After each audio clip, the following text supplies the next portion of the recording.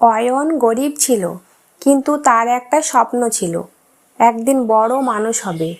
একদিন স্কুল থেকে ফেরার পথে সে রাস্তার পাশে একটা পুরনো সোনালি কলম পেল। কলমটা হাতে নিয়েই সে একটা অদ্ভুত লেখা দেখল। যা লিখবে তাই সত্যি হবে। প্রথমে অয়ন বিশ্বাস করেনি, মজা করে লিখল, আগামীকাল স্কুল বন্ধ। পরদিন সত্যিই স্কুল ঝড়ের কারণে বন্ধ হয়ে গেল। অয়ন ভাবল, এটা শুধু কাকতালীয় ঘটনা। তারপর সে লিখল, একদিন আমি অনেক বড় মানুষ হব। কিন্তু পরদিন কিছুই হলো না। রাগ করে অয়ন বলল, এই কলমে কোনো জাদুই নেই। হঠাৎ কলমে একটা লেখা ভেসে উঠল, স্বপ্ন একদিনে সত্যি হয় না, প্রতিদিন একটু একটু করে সত্যি করতে হয়। সেদিন থেকে অয়ন প্রতিদিন পরিশ্রম করতে লাগলো। বহু বছর পরে সত্যিই সে সফল হলো।